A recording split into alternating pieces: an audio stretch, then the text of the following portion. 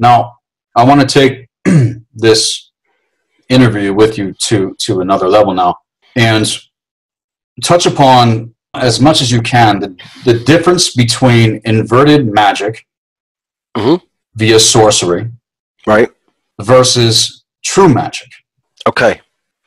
Great question. I find a lot of synchronicities in this interview, actually, because the things you're asking have come up very recently, the last few days, with people I have been engaged in conversations with, talking about very similar issues to all the questions you're asking in this particular interview. So highly synchronous, and I don't think that's an accident. Someone asked me the question about magic and where my take is, what my take is on quote unquote magic. And that phrase, first of all, means a lot of different things to people. And I would like to define what my understanding and view of magic is before I go any further in breaking down what I consider the different forms of magic to be. I will qualify that I feel there are actually 3 forms of magic. Okay, and I've only really talked about 2, meaning light magic and dark magic, in the sense that whether it is done for good purposes or whether it is done for manipulation, control, and dark purposes, and to put people into a state of mental and physical slavery even. Okay, if we delineate between basic good intentions and basic bad intentions, we will understand that the definition of magic is actually the same. It's the same knowledge and it's the same process, but it's just the wielder determines through their consciousness how that knowledge and influence is going to be used.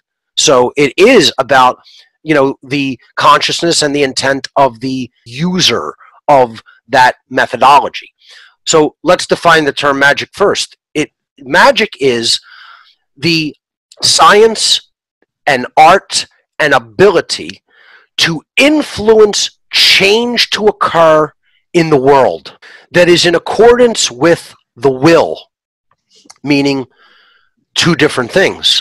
See, so the 2 different forms of magic are going to be hinged upon how we then define that term, the will. Magic is the science, the art, the capability of influencing change, and the methodology of influencing change in accordance with what one wants to see in the world. And that is what we can consider the will. Now, if we say it's all about what we want, that's the lower will. We're talking about now what I would call lesser magic. And that means we're trying to align the influence, the result of what we're trying to influence in the world, with what we personally want as individuals. If we take a step outside of ourselves and we engage in a wider worldview and a wider understanding, and we understand what's really going on in the world, then we can take magic to a totally higher level.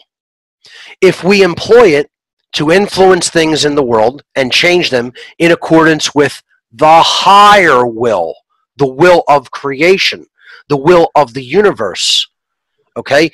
The universe gave us free choice for a purpose, not just randomly. It wants something to happen. There is an intent within creation, and it is aligned to the good. See, it's not just neutral. It's aligned to a higher intent, and that intent is it wants to see consciousness evolve to higher and higher levels. That's how it comes to know itself, through the experience of higher levels of consciousness. Therefore, creation wants freedom. It wants possibility. It wants knowledge.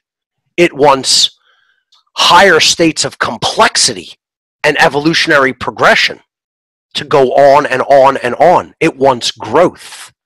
That's what creation desires. If we get in touch with that will, and we set our individuated will to the side long enough to listen, what is the evolutionary process? What is the underlying intent and consciousness of creation? What does it want?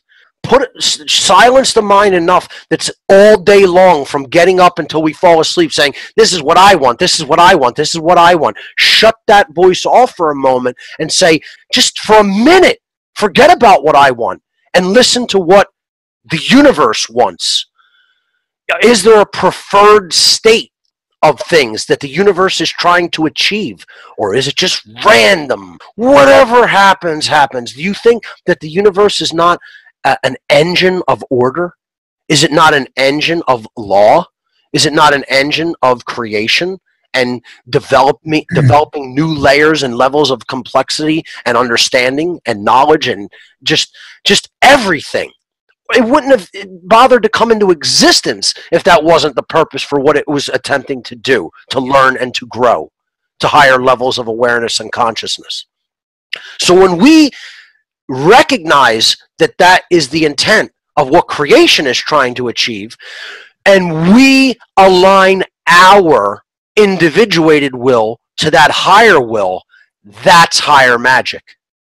So there's only really one form of higher magic, but there are two forms of lesser magic. Okay? So there's three overall forms of magic.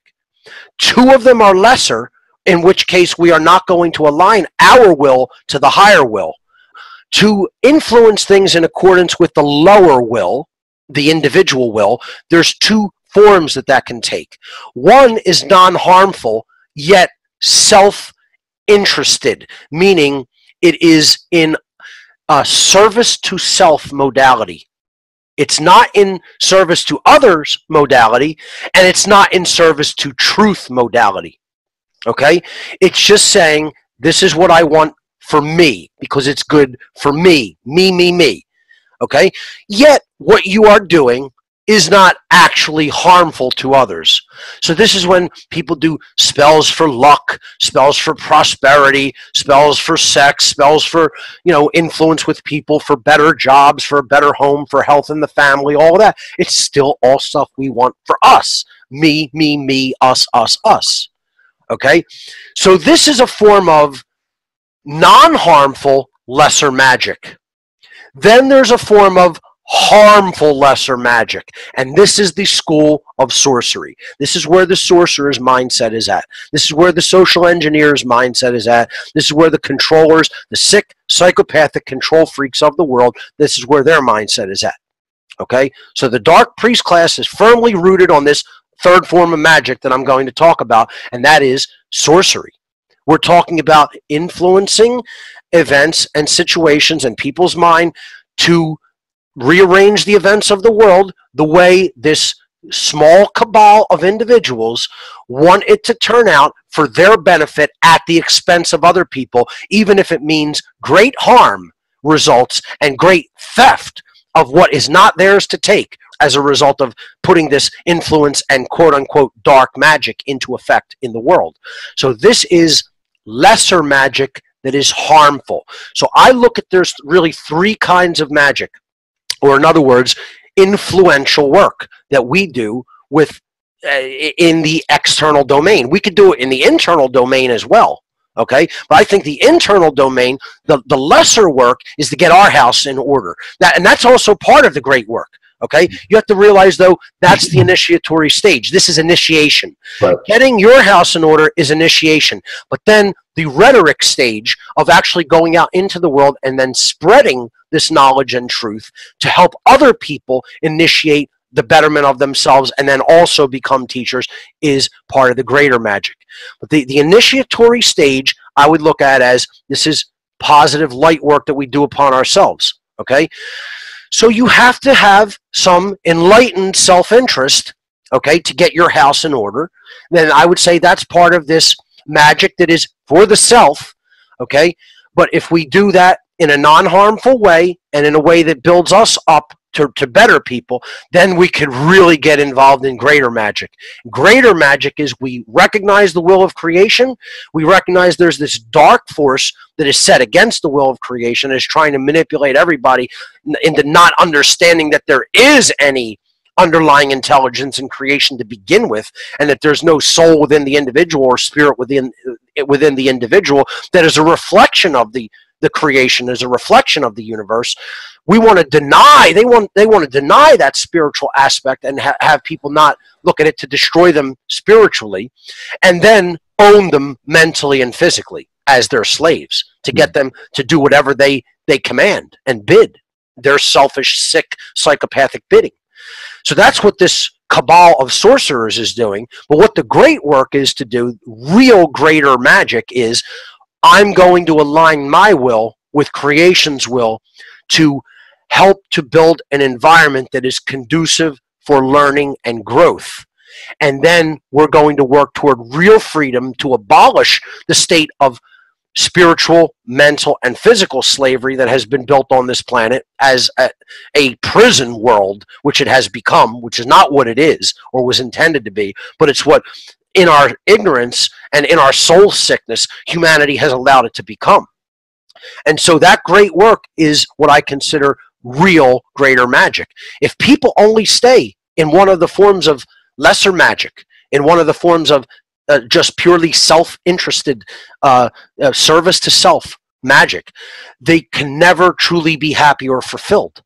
That's why people that you know are always just trying to get more for themselves, they're never happy. They're not happy. They're not happy. They're not fulfilled. Okay?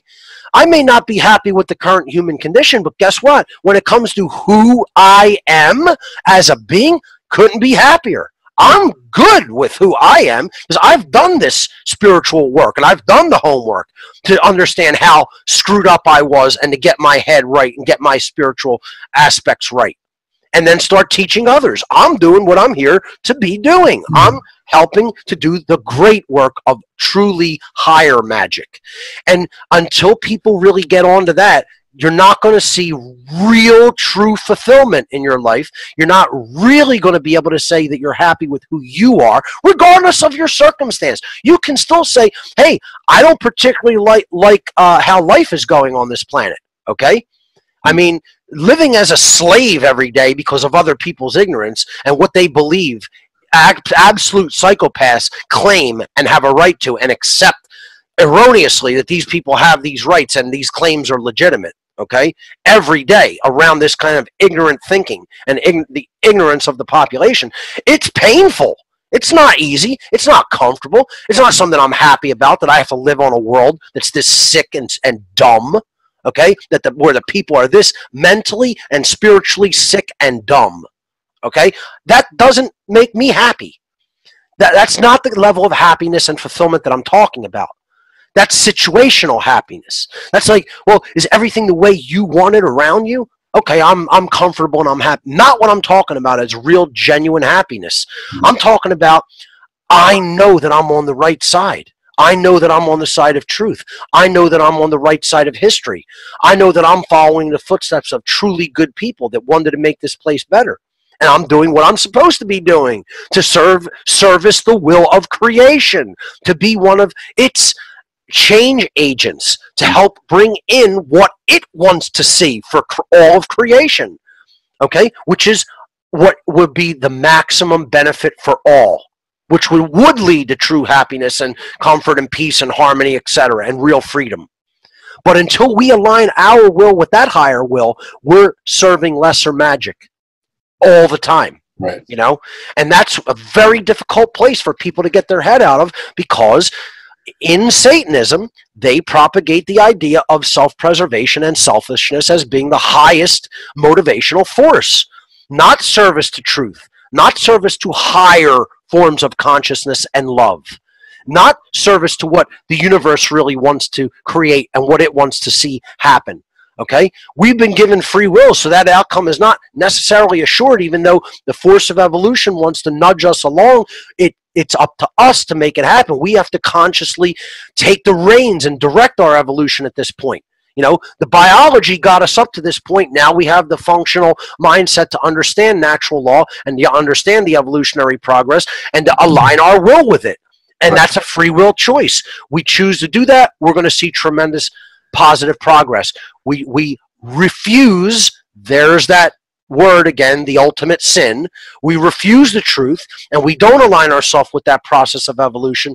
We're in for the bumpiest ride of all bumpy rides. Right. It's not going to be pleasant. Like I have said in other recent interviews, the wheels are going to come off the bus, folks. Okay? The wheels are coming off the bus right now. And we're in for what I call the way or the journey of maximum pain. And this is what humanity in the aggregate, not all of us, and see, but that's the thing. It's only going to take the aggregate. We're not going to have all separate fates in the physical world. Maybe in the non-physical domain, we may share separate fates, and we may go on different evolutionary courses. But in the physical world on this planet, where we are all interoperating together as physical beings, we're not going to share different fates, folks. It ain't going to be like, whoa, here's the planet, and whoop, it splits off, and now there's another etheric planet over here. That's not how it works, ladies and gentlemen. Okay? That's what the New Age bullshitters want to tell you how it works. It doesn't work like that. It's not going to happen like that. We are going to share the same outcome because we are in the same physical domain together. But don't expect different physical outcomes. The aggregate consciousness is going to determine the shared physical outcome. Okay? We're not going to all create different physical realities because the New Age told us you can think differently and feel differently, and then, whoa, you're going to suddenly end up in a different timeline. That's only going to happen if we all do it together. Right. Okay?